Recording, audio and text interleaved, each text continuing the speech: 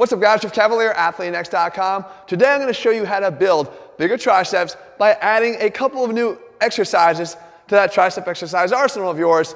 And we're going to focus, as a lot of times we do here, on the long head. Now, let's face it, a lot of guys are always focused on getting a bigger long head.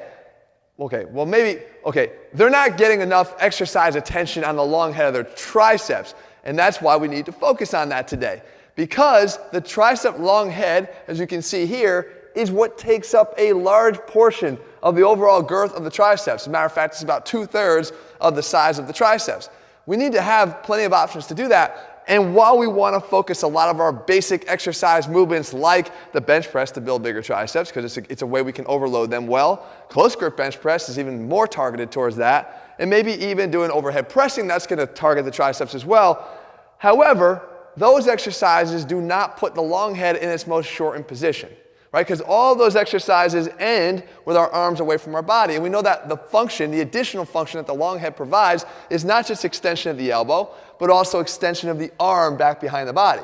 So immediately you come to think of the exercise options that you have, especially if you want to go a little heavier. The dip that you can see me doing here is a great option. Right? That arm in its fully contracted position is back behind my body into extension with the elbow locked out as well. So that's a way we can actually provide some extra stimulus. But beyond that, I do want to give you some more options. So the first one that we can do here is called a drag pushdown. Now you've probably heard of a drag curl, and that's actually working on the long head of the biceps itself by actually dragging our arms up our body. Well, we could do the same thing in reverse here and work on the long head of the triceps by dragging the hands in a rope pushdown down along the torso all the way down to extension. And as you're doing that, look at the position of the elbows as they drift back behind the body into extension. So we put that long head into its shortened state. Now some people will talk about a concept called active insufficiency, which means that when I shorten a muscle over one of the two joints that it crosses, let's say the elbow in a tricep extension here, and then I put my arm back behind my body, I have less ability to contract hard that way because I've already shortened the muscle a little bit, in this case the triceps.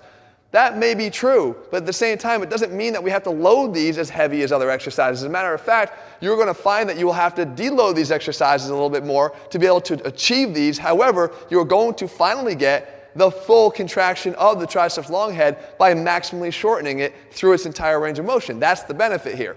So now we do this exercise, and then we move on to another one here. And this is a barbell lift away. Now you do not have to use a heavy barbell here. A lot of times guys will use just an empty 45-pound bar. But again, what we're doing here is we get the bar behind our back, we get down almost into a position of a row, except the bar is going to be behind our body and behind our knees instead of in front of the body. And all we try to do is lift that bar up and away as far as we can. Obviously, it's going to require a locked out elbow to do so full elbow extension, and then because the arms are back behind our body, we have shoulder extension.